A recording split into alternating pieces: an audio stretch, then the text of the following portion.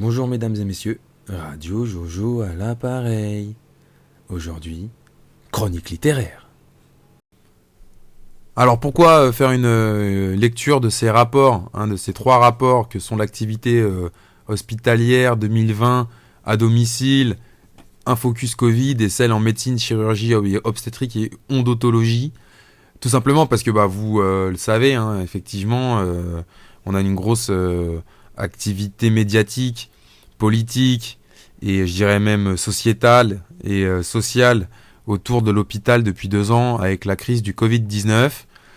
Il y a beaucoup d'informations qui circulent à droite, à gauche, on est noyé d'informations par les médias.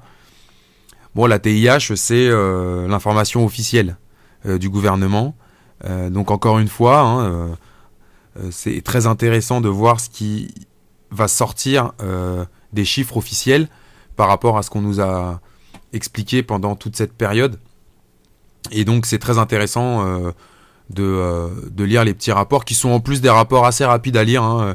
Le Covid-19, ça doit être le plus gros, il doit faire 30 pages, je crois. Celui sur la médecine, c'est 15 pages, et l'autre sur l'hospitalisation à domicile, c'est 6 pages, avec des graphiques et tout écrit en gros. Donc franchement, c'est pas des grosses lectures.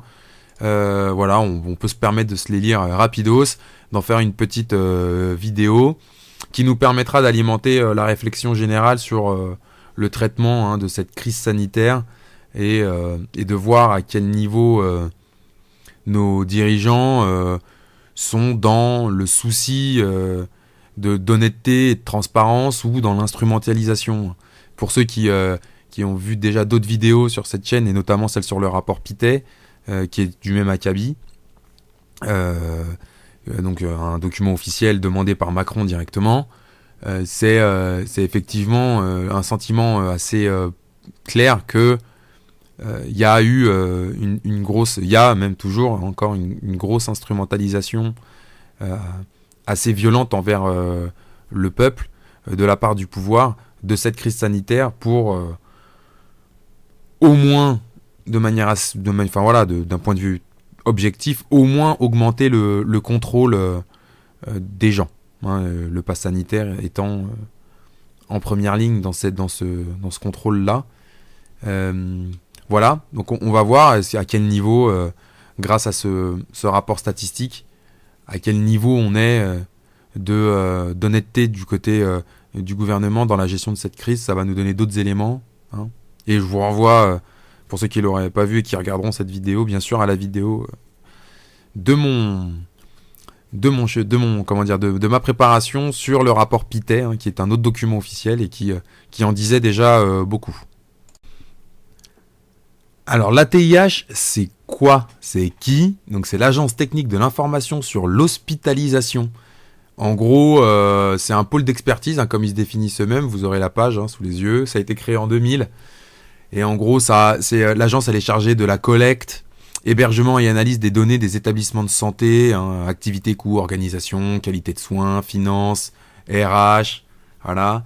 Il s'occupe aussi de la gestion technique des dispositifs de financement, avec les calculs des tarifs, la réalisation d'études sur les coûts des établissements sanitaires et médico-sociaux, et enfin l'élaboration et la maintenance des nomenclatures de santé, donc comment classer les maladies, les actes médicaux, ce genre de choses. Donc en gros, c'est un pôle qui consolide toutes les données que vous pouvez trouver sur l'hôpital et qui en fait des grosses stats. D'ailleurs, quand vous allez aujourd'hui travailler à la TIH, vous verrez, il y a des postes de statisticiens, par exemple, qui sont disponibles.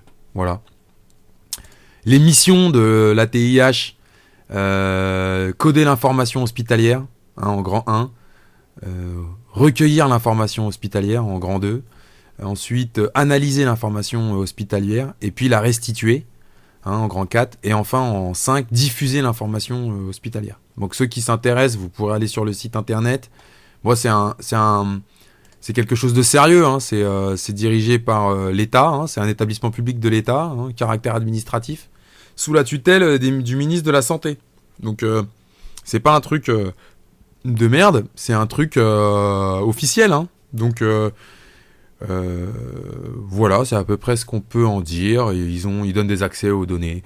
Enfin voilà, il y a plein de choses. Ceux qui veulent, ils iront se balader sur le site. Vous verrez, il y a plein d'informations sur l'hôpital, ça peut en donner envie d'aller creuser un petit peu ce genre de choses. Voilà.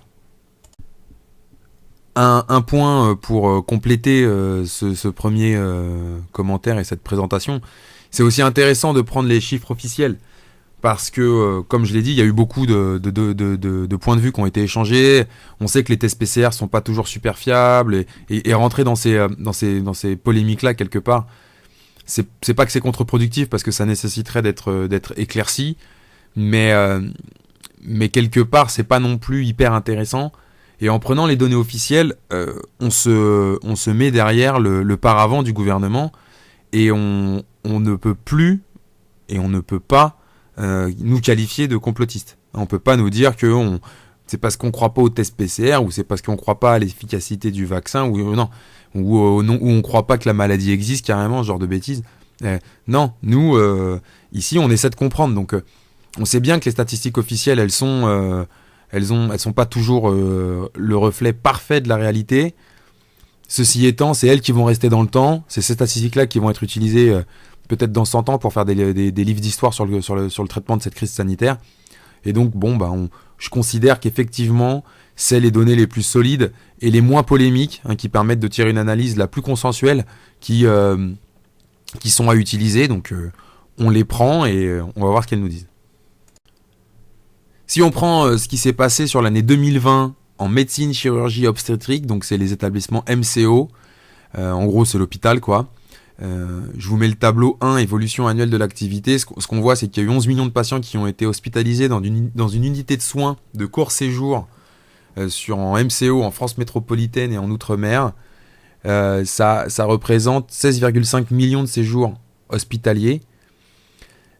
Faut bien voir que le nombre de séjours entre 2019 et 2020 en MCO a fortement diminué du fait des mesures, réorganisation des soins et report des prises en charge non urgentes, prises dans le cadre de la crise sanitaire. Donc là, vous le voyez, on est à moins 11,7, c'est la colonne du milieu, moins 2,2 millions de séjours. Et en termes de patients, on est à moins 10. Donc on a mis... on est à 10,8 millions de patients, c'est moins 1,3 million de patients par rapport à l'année 2019, en 2020. Et si on exclut le Covid, donc c'est la dernière colonne que vous avez là sur la droite, vous verrez c'est encore plus marqué, cette baisse de l'activité. Donc évidemment, sans surprise, cette baisse de l'activité concerne principalement les mois de mars, avril, mai, qui correspondent à la première vague de l'épidémie. Donc là, je vous mets l'autre figure 1, avec l'évolution mensuelle de l'activité, où sur les 2,2 millions de séjours en moins, on en a 1,8 qui s'est déroulé sur ce trimestre-là, sur ce triptyque-là de mois. Donc c'est vrai que là, il y a eu des consignes de déprogrammation des soins non urgents qui ont été données pour l'ensemble du territoire et à tous les établissements de santé. Donc la baisse de 2,2, voilà, c'est 80% de la baisse, de la diminution des 2,2, elle se situe sur ces 3 mois-là. Et là, je vous mets le nombre quotidien de passants en cours d'hospitalisation pour Covid par champ sanitaire au 2 mars jusqu'au 31 décembre. Et sans surprise, effectivement, cette baisse de l'activité correspond parfaitement à la première vague. Donc cette baisse, si on se pose la question de savoir qui l'a subie, il faut le savoir que la première baisse, la plus forte baisse des hospitalisations, c'est parmi les enfants. Là, je vous mets la figure 2, évolution 2019-2020 par classe d'âge, et on voit très clairement que c'est les 0-17 ans qu'on fait moins 16. Donc c'est la plus forte baisse. Et là, je vous mets le figure 3, c'est par sexe, ce coup-là, tranche d'âge et sexe, et on voit, que ce soit chez les hommes ou chez les femmes, c'est bel et bien les enfants qui ont subi le plus cette restriction d'accès aux soins, si on le voit comme ça. Donc ça s'explique par 2 facteurs selon le rapport. C'est le nombre d'hospitalisations pour la Covid des enfants qui a été extrêmement faible. Ils disent faible, mais on sait que c'est extrêmement faible. Et puis il y a eu un autre facteur, c'est que la fermeture des écoles, ça a limité la transmission, notamment pendant le premier confinement évidemment, des bronchiolites, gastro, méningites, enfin voilà, toutes les maladies que les gamins se refilent. Et c'est sûr qu'en cloisonnant ça, vous avez eu moins de cas, donc moins d'hospitalisations qui sont liées à ça. Ça, c'est la première raison. La deuxième raison, c'est une forte baisse des activités en chirurgie, de la médecine et des techniques interventionnelles. Donc Là, je vous mets l'évolution mensuelle 2019-2020 du nombre de séjours par mois de sortie en médecine, chirurgie, interventionnelle et obstétrique. On voit que l'obstétrique, les gens, ça a continué, hein, ça a pas trop changé. Par contre, interventionnelle, chirurgie, même médecine, hein, on voit, il y a des fortes baisses sur le nombre de séjours par mois de sortie. La baisse de l'activité liée à la crise sanitaire a principalement marqué la chirurgie avec moins 16%, et ainsi que les séjours pour technique interventionnelle, moins 14%. Hein. Donc en 2020, 42% des séjours à l'hôpital MCO, là, dont on parle depuis tout à l'heure, sont des séjours en médecine, et 29% des séjours, 30% pardon, même des séjours en chirurgie. C'est-à-dire que quasiment 3/4 des séjours, ça représente de la chirurgie et de la médecine. Hein, donc l'obstétrique c'est 10% et les techniques interventionnelles c'est 18%. Donc il y a une baisse très très forte. Hein. Là je vous mets le graphique qui est en figure 7, évolution mensuelle 2020-2019 des séjours chirurgicaux et de l'activité interventionnelle, puisque c'est vraiment les deux pôles qu'on pris cher. Et comme on l'a vu précédemment. Et là, on voit bien les baisses d'activité à mars, avril, mai, juin. Voilà, bon, après, ça revient à peu près à la normale. Mais on voit que sur ces 3 mois-là, ça a quand même coupé fortement l'activité de l'hôpital. Hein, c'est assez évident, là. Si on descend un petit peu plus bas dans l'analyse et qu'on rentre, qu'on prend les focus qui nous sont proposés dans le rapport, on a différents tableaux qui nous illustrent la baisse d'activité sur mars, avril, mai des actes chirurgicaux et interventionnaux, hein, ou de chirurgie interventionnelle, bref. Là, je vous propose la figure 8, l'évolution mensuelle 2020-2019 des séjours de chirurgie ophtalmique et greffe de cornée. Hein. Donc là on voit bien mars, avril, mai. Ça concerne plutôt les vieux, parce que c'est plutôt la cataracte qui est concernée par ce type de dénomination. Voilà, si on descend encore en figure 9, l'endoscopie digestive et biliaire. Donc là ça doit être un peu tout le monde, plutôt les vieux aussi je pense, parce que c'est une endoscopie, ça permet de regarder dans une cavité qu'on peut pas voir à l'œil nu. Donc on peut imaginer que c'est pour rechercher des polypes ou des trucs comme ça, des cancers, enfin voilà. Et là on voit pareil, mars, avril, mai, une grosse baisse. Ici, le figure, ça doit être la figure 10, je pense. Je l'ai pas mis, mais ça doit être la figure 10. Affection de la bouche et des dents avec certaines extractions, réparations et prothèses. Donc là, je pense que la population est un peu plus diverse, étant donné que il doit y avoir les opérations pour les dents de sagesse dedans, qui tombent dedans. Donc voilà. On voit aussi encore une baisse importante, mars, avril, mai, très forte. Et qui illustre parfaitement la chute d'activité liée à ce premier confinement au niveau hospitalier. Ensuite, ils continuent, ils nous font pas spécialement de tableau, mais ils nous précisent que les passages aux urgences suivis d'hospitalisation entre 2019 et 2020 ont diminué de 7,5%. Hein. Même si le nombre de décès en établissement MCO a augmenté, lui, de 5%. Entre 2019 et 2020 contre une augmentation de 1% entre 2018 et 2019. Cependant, hors prise en compte des séjours Covid-19, le nombre de décès baisse de 7,3% lui aussi. Hein. Donc en gros, on va dire que le surplus de morts a été badgé Covid, hein, a été attribué au Covid.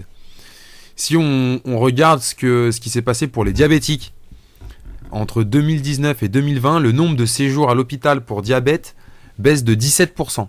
Hein. Par contre, le nombre de séjours pour d'autres motifs de recours chez un patient diabétique, c'est-à-dire en ambulatoire en particulier, augmente de 30%. Donc on a moins de séjours pour diabète. Par contre, les diabétiques, ils nous ont fait plus de séjours, hein, pour d'autres raisons. Les accidents vasculaires cérébraux AVC entre 2019 et 2020, on observe une baisse des séjours de prise en charge médicale. Il y a différentes catégories, je ne les ai pas détaillées là, mais en gros c'est du moins 10%. Anorexie et boulimie. Entre 2019 et 2020, le nombre de séjours pour anorexie mentale et boulimie pour les patients de moins de 18 ans, donc pour les mineurs, a augmenté de 20%. Donc on peut se dire quand même que anorexie mentale et boulimie, 20%, c'est quand même inquiétant pour les gosses. Par contre, pour les adultes, le nombre d'hospitalisations a baissé de 15%. Et là on pourrait se dire, ah bah c'est bien, mais vu qu'on sait qu'on a vu, hein, il y a eu une restriction des accès aux soins, Voilà, 15%, c'est dans la veine, hein, de ce qui s'est fait sur 2020, hein, malheureusement. Donc on peut pas on peut pas se dire que c'est une bonne chose. C'est peut-être une mauvaise chose. Chimiothérapie, le nombre de séances de chimiothérapie augmente moins rapidement que les années précédentes. C'est-à-dire que d'habitude, on avait un rythme de plus 5%, et là, on a fait plus 1,5%. Donc il y a eu un fort ralentissement du nombre de séances, hein, donc c'est-à-dire toute la chimio, quoi, tout ce qu'on vous fait en chimiothérapie, les piqûres, enfin j'en passe. 2 millions de séances d'irradiation et de préparation ont été réalisées dans les établissements du secteur public, soit une baisse de 7% par rapport à 2019. Hein. Donc ça veut dire qu'il y a eu moins de séances. Hein. Pareil, parce que c'était fermé et tout, et moi je parle en connaissance de cause, parce que dans mon entourage, il y en a eu des gens qui pendant plusieurs mois n'ont pas du tout été suivis avec leur cancer, et je peux vous dire, quelle que soit la qualité du cancer, hein. C'est-à-dire que même si c'était des organes vitaux, pendant plusieurs mois, les mecs, on les a pas suivis parce que entre l'arrêt et la désorganisation qui en a découlé, bon, ils ont mis des mois à se remettre sur pied, les agendas. Les séances d'irradiation externe étaient stables, hein, par contre, voilà, 0,3 entre 2018 et 2019. Par contre, elles diminuaient aussi, hein, de 7 points entre 2019 et 2020. Donc globalement, vous avez fait moins 7% de séances d'irradiation pour les patients en chimiothérapie. Hein. Donc bon, c'est pas glorieux. On a le droit également à un focus sur les soins critiques. Donc là, on va commencer à rentrer dans le sujet Covid, hein, avec ça, clairement. Ce qu'on découvre, c'est que c'est un peu bizarre, quoi. Mais ce qu'on découvre, c'est qu'en 2020, il y a eu 1,2 million de séjours soins critiques en MCO, hein, qui ont nécessité un passage en soins critiques, hein. Ou voilà, unité de réanimation, soins intensifs ou soins continus, hein, c'est les trois. Vous voyez le graphique là que je vous avance, figure 11. Et ce qu'on voit, c'est une baisse de 6%, hein, par rapport à 2019. Hein, c'est tout à droite là, total soins critiques. Hein. Et si on enlève les séjours Covid, c'est une baisse de 10%. Donc ça veut bien dire que quand même, il y a eu moins de séjours en soins critiques en 2020 qu'en 2019. Donc bon, effectivement, c'est à mettre en perspective avec la réduction de l'activité de l'hôpital, hein, qui a été, je le rappelle, si on remet le premier graphique, je pense, qui a été quand même de moins 12, hein, en nombre de séjours totaux. Donc bon, c'est dans la veine, hein, c'est dans la veine. Qu'est-ce qu'on peut dire, voilà, là je vous mets l'évolution en nombre de séjours avec réanimation. Donc là c'est un focus sur les réanimations par mois de sortie. Et là ce qu'on voit, c'est effectivement évolution brute. Donc si on prend le premier carré jaune, là, mars, avril, mai, effectivement sur mars, avril, vous avez une hausse, hein, plus 9, plus 5, donc ça c'est lié au Covid. Et si on voit l'évolution hors Covid, c'est moins 2, puis c'est carrément moins 32 en avril et moins 15 en mai. Hein. Et même avec le Covid, vous êtes déjà en recul. Après, bon, vous en avez en juin un peu plus que les années d'avant. Donc il y a sûrement eu du rattrapage. Hein. C'est-à-dire qu'il y a des gens, avril-mai, qui ne se sont pas soignés comme ils auraient dû. Et puis, vous voyez, sur juin, on a une évolution qui monte, alors que la courbe des gens des contaminés du Covid en juin, je pense qu'elle était très faible. D'ailleurs, on va le vérifier tout de suite en même temps que je vous parle. Comme ça va être plus simple. Mais voilà, la courbe des nouveaux cas en juin, c'est rien du tout, quoi. Ou si ça veut bien s'afficher. Voilà. Non, ça veut pas s'afficher. Bon, tant pis. Ah si, elle est là. Voilà. Hein. La courbe des nouveaux cas en juin, c'est 0. Hein. Il n'y a personne. Hein. C'est 600 cas. Voilà, c'est 600 cas par semaine. Hein. Enfin, par jour, mais c'est ça la moyenne, hein, 600. Et les hospitalisations, voilà, pareil. Hein. En juin, il y en a encore un peu quand même. Je vous mettrai les courbes, là, il y en a encore un peu. Bon, bref, tout ça pour dire quand même qu'il y a eu un report de soins et que s'il y a une hausse en juin, il y a effectivement un peu encore de Covid, mais surtout, je pense, des gens qui malheureusement n'ont pas été soignés comme il fallait les mois précédents et que ça s'est reporté sur ces mois-là pendant l'été, quoi, un petit peu. Voilà. Et le dernier carré bleu sur la droite, la même chose, quoi. Vous avez une hausse, une évolution brute qui est sûrement due au Covid, et puis quand il n'y a pas le Covid, vous voyez, ça baisse. Donc c'est la même chose, quoi. Il y a des gens qui n'ont pas été pris en charge à l'hôpital à cause du Covid. Donc quand on voit ça, on se dit, le Covid dans tout ça, le Covid, c'est 218 000 patients hospitalisés en 2020, Ça représente 2% de l'ensemble des patients hospitalisés au cours de l'année 2020, touchant hospitaliers confondus. Vous avez la figure 1 ici, là, sous les yeux. Je vous la mets. Donc c'est cette information-là qui a été reprise dans les médias, qui a été présentée par Martin Blachier, qui a été reprise dans certaines personnes aussi qui essaient de décrypter un peu la situation. Et ça a été évidemment contredit par les fact-checkers, machin, en disant oui, gna gna gna, je sais pas quoi. Bon, bref. La réalité, c'est ça. Donc voilà. On voit que pour le nombre de patients, c'est 2%, mais que pour le nombre de décès, c'est 11%. Donc c'est beaucoup. Mais on va rappeler aussi que la stratégie du gouvernement, notamment pendant la première vague, et c'est là où vous avez eu beaucoup de décès, pas tous. Même s'il y en a, ils vont vous dire la deuxième vague, elle a été plus meurtrière, mais c'est parce qu'elle a duré plus longtemps. Mais le pic de la première, il a quand même beaucoup contribué au solde total de décès de badgés Covid sur 2020. On rappelle que la stratégie du gouvernement, ça a été de dire aux gens de rester chez eux et de débarquer à l'hôpital qu'en cas de soucis graves. Donc c'est pas étonnant, surtout quand on va voir après le profil des gens qui sont concernés par cette maladie et par les soucis graves, c'est pas étonnant de voir un taux de décès très important par rapport à un pourcentage de patients total qui est plutôt faible. J'ai envie de dire quelque part, c'est un peu les fruits de la stratégie du gouvernement. Faut pas non plus l'oublier. Alors 2%, c'est vrai que c'est pas beaucoup. Mais attention, un patient hospitalisé pour Covid en MCO sur 4 a été pris en charge en soins critiques. Ça veut dire quand même qu'il y a un mec sur 4 qui s'est présenté avec le Covid qui est passé en soins critiques. En 2020, il y a eu 46 000 patients Covid qui ont été pris en charge dans un soin critique, que ce soit réa, soins continus ou soins intensifs. Et si on fait le global sur les journées d'hospitalisation en service de réanimation, si on se concentre sur la réanimation, il y a eu 20% des journées d'hospitalisation, donc 1 sur 5, qui est prise en charge pour un patient badgé Covid. C'est 29 000 personnes sur toute l'année. Il faut aussi préciser, parce que c'est important de le mettre en perspective, que les patients qui rentrent pour Covid, ils font des séjours plus longs. En moyenne, les patients pris en charge en MCO pour Covid ont été hospitalisés 13 jours en service de court séjour. Si on doit chercher une comparaison et qu'on prend par exemple la grippe, c'est plutôt aux alentours de 8 jours. Donc c'est 5 jours de plus, c'est plus de 50% plus long on va dire qu'un malade de la grippe. Un malade du Covid, il reste une fois et demie en plus qu'un malade de la grippe. La durée moyenne d'hospitalisation en unité de soins critiques, donc là c'est même pas tous les gens hospitalisés, c'est en soins critiques, c'est de 2 semaines par patient, 14 journées pour un Covid. Pour un mec qui a la grippe, c'est 8,5. Donc encore une fois, on est sur du plus 40, donc c'est quand même largement plus long que ce qu'on peut voir. Et en réanimation, la durée moyenne pour un mec du Covid, c'est 16 jours, alors que pour quelqu'un de la grippe, c'est 11 jours. Donc encore une fois, quasiment du plus 50. Là, vous avez le graphique de toute façon en même temps sous les yeux. Je l'avais pas mis, mais là il y est. Voilà. Et c'est vrai qu'en 2020, 11% des hospitalisations en réanimation ont concerné des patients atteints de la Covid.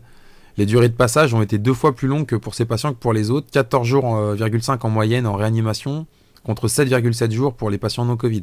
Voilà, donc là vous l'avez, c'est pas que contre la grippe, là c'est contre tout le monde. Et entre 2019 et 2020, le nombre de journées en unité de réanimation, il a pris plus 10 quand même. Donc il y a quand même eu sur la réanimation, il y a quand même eu une pression particulière qui a existé à cause du Covid. Au cours de l'année 2020, les patients Covid représentent 5% de l'ensemble des patients pris en charge en service de soins critiques.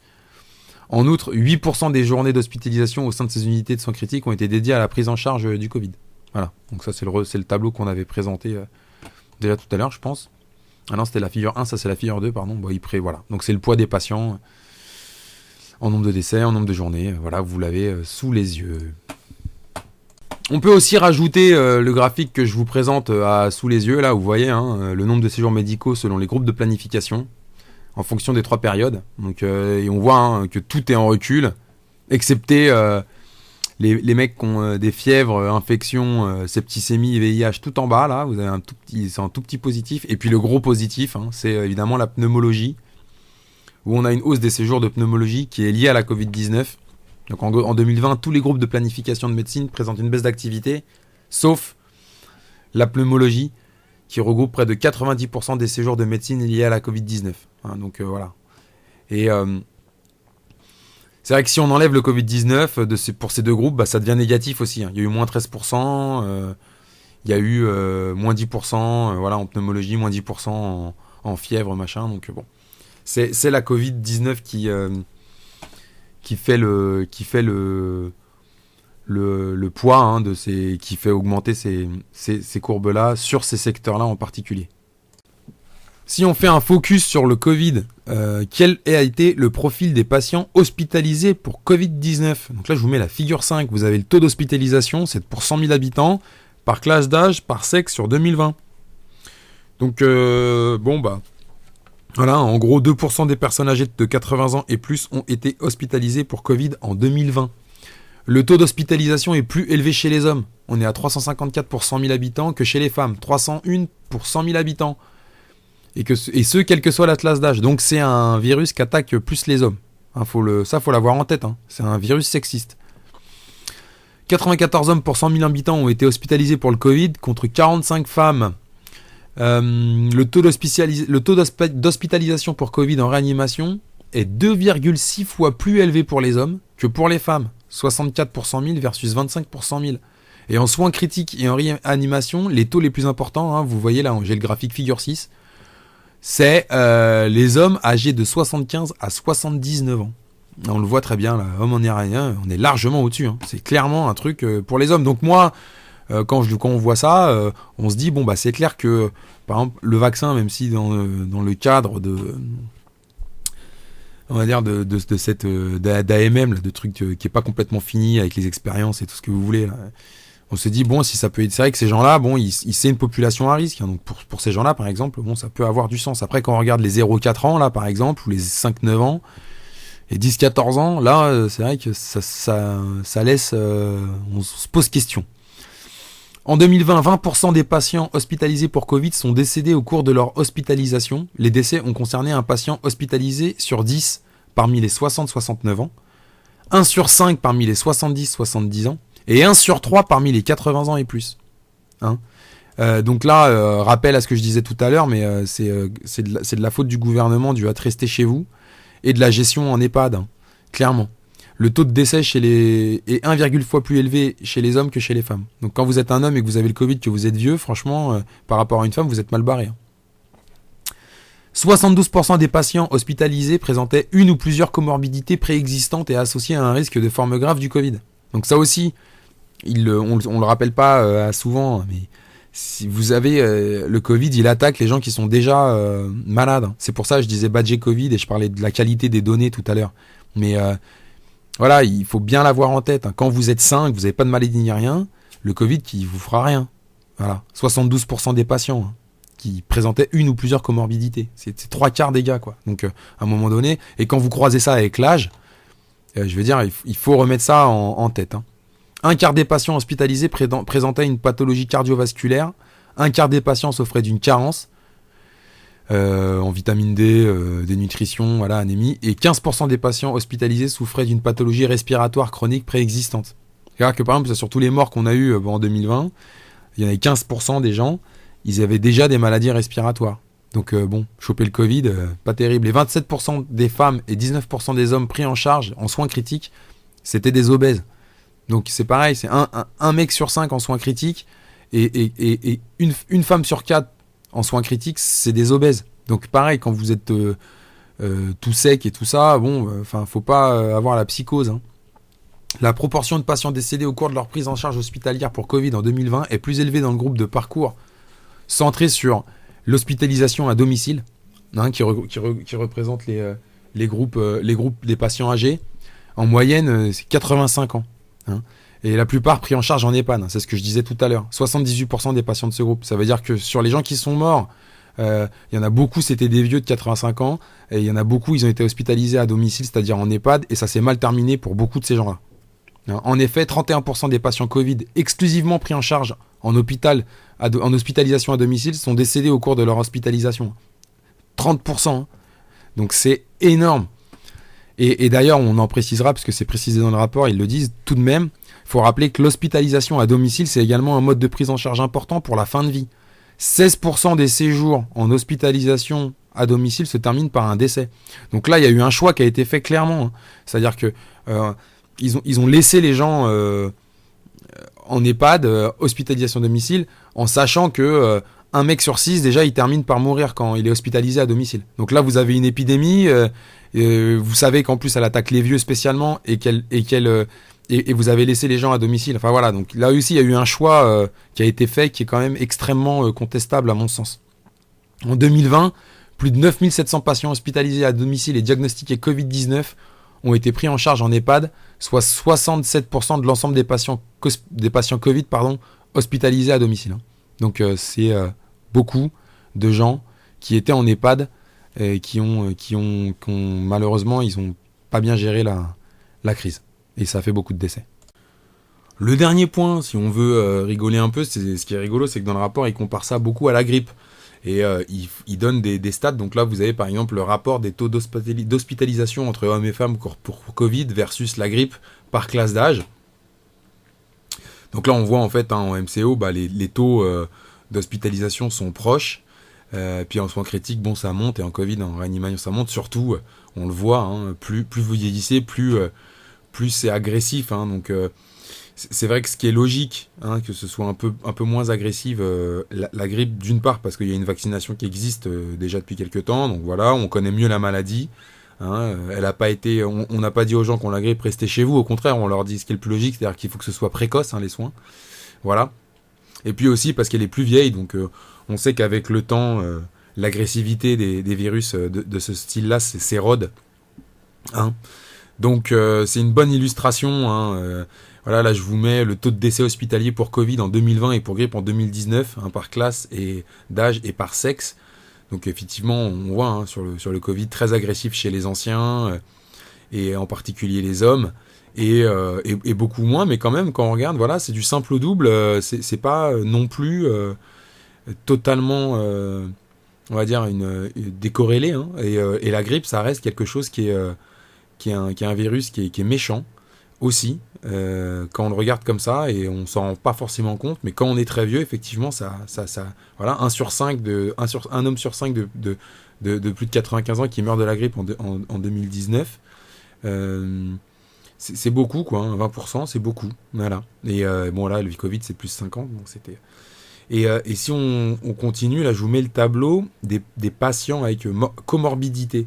Donc c'est ce que je vous disais tout à l'heure, hein, au niveau du Covid, 72% des patients, hein, ont des comorbidités, hein, des patients hospitalisés pour Covid, et en service de soins critiques, ça monte carrément à 82%. Et là, on se rend compte que pour être hospitalisé pour une grippe, les patients avec comorbidité, donc c'est sur les mêmes critères, évidemment, ils sont que 55%. Donc vous en avez beaucoup moins, hein, vous voyez, à 18 000 patients versus 156 000 pour le Covid, c'est normal, hein, j'ai expliqué, c'est logique. Mais le pourcentage de patients avec comorbidité qui est bien plus faible indique quand même que la grippe, finalement, elle est quelque part, elle est plus méchante aussi que le Covid, dans le sens où elle va pouvoir envoyer à l'hôpital des gens qui sont avec un scope plus large, quoi. Elle va ratisser plus large. Donc est-ce que le Covid va évoluer dans ce sens-là ? Ça semble quand même être la chose la plus logique. On risque de voir un peu les patients avec comorbidité baisser, notamment pour les hospitalisations et pas forcément pour les soins critiques, parce que là on voit que sur la grippe en soins critiques, ça monte à 72 aussi. Donc ça montre bien que voilà, elle attaque plus large, mais au final là où c'est le plus dangereux, c'est de plus en plus spécialisé. Et le Covid, il a commencé fortement spécialisé, donc il y a des chances qu'en fait il fasse le chemin inverse, hein, et qu'il ratisse de plus en plus large et que ce soit de moins en moins grave en termes de pourcentage et de population touchée. Si on doit se risquer un commentaire de la lecture de ces rapports, la première chose qui ressort évidemment, c'est sur la première partie de l'analyse qui concerne le poids du Covid. Et on ne peut que noter une distorsion complète, hein, entre la réalité statistique qui est indiquée dans ces rapports de l'ATIH et le message, hein, qu'on a perçu tout au long de l'année dernière d'une espèce de cataclysme sanitaire totalement incontrôlable et submergeant tous les services de santé du monde, hein, presque. Hein. On avait l'impression qu'on était dans la 4e guerre mondiale. Et d'ailleurs, c'est les mots de Macron, je les remettrai. Hein, je suis en guerre, nous sommes en guerre. C'est plutôt lui, mais bon, nous sommes en guerre. Alors qu'au final, on se rend compte que ça pèse 2% du poids des hospitalisations au total. Donc évidemment, il ne faut pas minimiser le problème non plus, c'est-à-dire qu'il ne faut pas tomber dans l'excès inverse. On a vu, je vous remettrai les graphiques si besoin, qu'il y a eu une pression sur les soins critiques à cause du Covid, et en particulier sur la réanimation.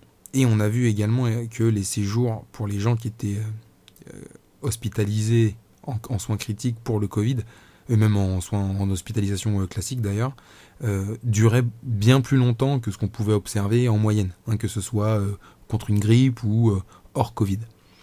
Il y a un autre élément qui est l'élément qualitatif, qu'il ne faut pas non plus négliger, et je pense même qu'il faut le mettre en premier plan, et c'est tout simplement le fait que enlever de la chirurgie, enlever des mecs, enlever des gosses qui vont se faire recoller les oreilles ou se faire les dents de sagesse, ou enlever des patients qui vont se faire la cataracte dans un cadre chirurgical où tout est planifié, tu rentres, tu sors, on sait à quelle heure tu passes et tout ça, et tu échanges ça contre des patients qui ont, même s'ils sont beaucoup moins nombreux au total certes, mais qui arrivent tous au même moment et qui ont leur vie en jeu, c'est-à-dire que quand vous avez des mecs de 75 ans qui font intuber en réanimation et tout, ben ouais, et quand vous voyez les soins critiques et que c'est les vieux qui sont dedans de 85-90 ans, bah ouais, c'est des... Vous voyez des gens qui mettent leur vie, vous avez leur vie entre vos mains, pardon, et c'est vrai que d'un point de vue tout simplement niveau de soins, je dirais même, je pense, compétence, et puis stress provoqué par cette situation, on est à des années-lumière. Donc c'est sans surprise que le gouvernement a pu s'appuyer sur ce sentiment général des services de santé qui correspond moins à une réalité statistique qu'à une réalité ressentie. Donc faut la mettre en perspective. Faut pas négliger les vagues. Là, je pourrais remettre des graphiques. Il y en a eu, pas de problème. Après, si le service de soins il a été tant submergé que ça, on se demande pourquoi ça continue de fermer des lits. C'est la bonne question. Et puis, on se demande pourquoi on a eu l'impression d'avoir été en guerre et d'avoir arrêté le pays de tourner pendant 2 mois complets pour même pas 2%, puisque sur ce pic-là, on n'était même pas à 2%, pour même pas 2% des hospitalisations. Et on va rappeler dès le maintenant que contrairement à ce qu'on nous raconte, là, l'espèce de storytelling général, on savait très bien à quoi ressemblait la maladie très rapidement. Je remettrai s'il faut l'article du Point qui date de fin mars, qui rappelle les profils des gens morts en Italie, les 2500 morts, et on savait les 2500 premiers morts, et on a vu tout de suite quel était le profil de ces gens-là. Il n'y avait pas de doute, il n'y avait pas de voilà. Et donc on peut voir cette distorsion, encore une fois, et cette instrumentalisation de la situation des services de santé par le gouvernement, par les médias, et c'est tout à fait en ligne avec le discours encore actuel. Et là, on a les variants Omicron, variants nus et tout, les mecs, ils sont ridicules, quoi, ils en sortent un toutes les 5 minutes, parce que de toute façon, il n'y a plus... Il y a plus que de l'esbrouf à faire tenir. Tous les gens maintenant qui ont été confrontés à cette maladie ont bien compris à quoi elle ressemble, et c'est pas en vaccinant les enfants de 0 à 5 ans qu'on va changer quoi que ce soit. Sur le second point, si on doit parler au-delà de l'instrumentalisation qui a pu être faite du gouvernement pour, on va dire, entre guillemets, étouffer les autres sujets, parce que c'est sûr que parler du Covid H24, tu parles plus des gilets jaunes, et tu parles plus de la vente d'Alstom, tu parles plus du trou de la Sécu, de la réforme des retraites, ce que tu veux. T'as un problème de fond avec la stratégie qui a été choisie par le gouvernement.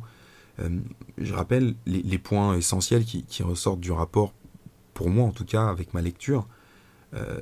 C'est la pression sur les soins critiques, j'en parlais à l'instant, là, sur la réanimation, il y a une pression et tout.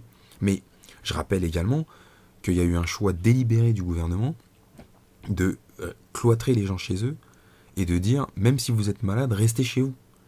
Ce qui a fait que l'hôpital n'a pu récupérer que des gens fortement malades, ou dans des états très avancés, pour ceux qui pouvaient aller à l'hôpital. Et donc effectivement, de ce point de vue-là, on peut que se questionner, parce que n'importe quel docteur, il va toujours vous dire qu'une maladie, il faut la prendre au début pour mieux la la combattre. Ça paraît juste, ça tombe sous le sang. Je pense à un enfant de 8 ans, il le sait. Donc voilà. Pourquoi dire aux gens, restez chez vous, attendez le dernier moment, quand vous appeliez, bon, des témoignages, il y en a je sais pas combien, vous appeliez, on vous disait, faut prendre du Doliprane. Il y en a même un, il m'a dit, ouais, on m'a dit de compter jusqu'à 10, alors qu'il n'arrivait pas à respirer, putain. Et le mec au téléphone, il dit, ah bah c'est bon, si vous comptez jusqu'à 10, c'est bon. Donc voilà, on en était là, c'était ça les consignes qui ont été passées par le gouvernement, et c'est des consignes qui sont totalement incompréhensibles. Et quand, alors on peut voir, encore une fois, comme certains le pensent, et ils ont peut-être raison, que c'est de l'incompétence. Moi, j'ai du mal à y voir de la compétence.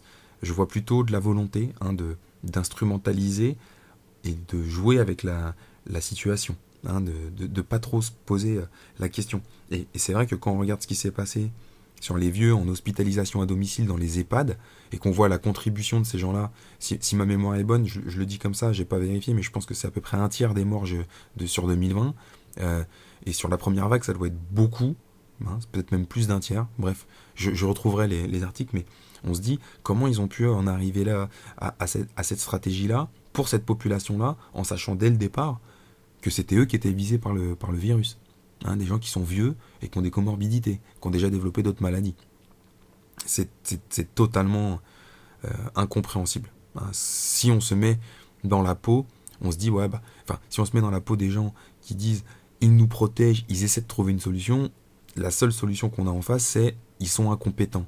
Mais malheureusement, ça cadre pas avec tout le reste de la carrière de ces gens-là. Et quand vous les écoutez parler, vous n'avez pas l'impression de parler à des gens spécialement débiles. Donc, encore une fois, sur ce point-là, c'est très difficile de les défendre et de défendre leur bonne foi. Parce que c'est ça le fond du sujet. C'est est-ce que le gouvernement est de bonne foi sur cette... franchement, c'est pas une certitude. Il y a un dernier point sur lequel je voudrais appuyer ma lecture, c'est sur le report de soins qui a été provoqué par le confinement, notamment le premier confinement. Comme je vous remettrai le graphique là pour rappel. Mais il faut bien comprendre deux choses. C'est que déjà, c'est les mineurs compris. On l'a dit tout à l'heure, c'est les mineurs compris. Donc c'est vrai que c'est des opérations un peu bénignes et tout machin, mais n'empêche qu'ils savaient très bien que c'est les mineurs qui allaient prendre ce report de soins et les gens qui sont déjà suivis. Donc, c'est-à-dire les enfants, en gros, et les gens fragiles. Et c'est ces gens-là à qui on a coupé les soins. Donc ça paraît quand même, en le sachant, parce que les statistiques, elles existent. Donc ils savent très bien que quand ils arrêtent les opérations de la cataracte, ils savent très bien qui fait la cataracte et comment ça va impacter les gens. Quand vous réduisez le nombre de séances de chimiothérapie, quand vous fermez les centres et tout, vous savez très bien que ces gens-là, ils vont plus avoir de suivi. Et je parle en connaissance de cause, parce que j'ai suivi de moi-même un dossier de près là-dessus. Et donc, le ressenti que ça donne de cette stratégie, c'est évidemment une priorisation des gens du Covid et une restriction de l'accès aux soins pour les autres. Et c'est vrai que sur le coup, ça paraît totalement incongru, ça paraît même débile, parce que le mec qui a le cancer, il veut bien être solidaire du mec qui a le Covid et qui est en train de mourir, mais d'un autre côté, il a aussi sa vie peut-être qui est en jeu, il en a quelque part, il en a rien à foutre, lui aussi il a une famille et des gosses. Donc faire passer un autre parce qu'il y a une épidémie machin devant lui, et lui désorganiser son soin pendant des mois, sachant que ça se trouve c'est dans 8, 10, 1 an, 2 ans, 3 ans qui va payer la facture, le mec il n'est pas d'accord. Ça c'est une certitude et c'est tout à fait légitime. Et puis, on se dit aujourd'hui, avec le pass sanitaire et la restriction de l'accès aux soins qu'il impose aux gens qui ne l'ont pas, on se dit mais c'était vraiment ça le but en fait. C'est-à-dire que, c'est plutôt il continue cette application. Alors je ne sais pas si c'est ça le but, mais en tout cas ça ne les dérange pas de faire la différence par rapport au Covid, de fragmenter la société, de faire de la ségrégation sur une population parce qu'elle est par rapport à cet argument-là. Et c'est vrai que, là encore, c'est ce que je disais sur le point précédent, mais sur ce point-là, la bonne foi du gouvernement, la bienveillance du gouvernement par rapport à sa population, elle est fortement remise en question. Et il faut bien comprendre une chose, c'est que ce soit le rapport Pittet ou que ce soit ces rapports-là, c'est clairement ce qui en ressort. Quand on le lit, c'est vraiment le ressenti qu'on a. On se dit, les mecs, ils peuvent pas être aussi incompétents. Si c'est pas fait exprès, c'est pas possible. Et c'est le fond du problème. Voilà, je vous embrasse fort. On est le 1er décembre, il est 20h30. Je vais aller regarder le match de foot du PSG. On va se détendre un petit peu après ces lectures difficiles. Et je vous embrasse fort. Vous laissez pas retourner le cerveau. Continuez d'essayer d'être lucide. Et à bientôt.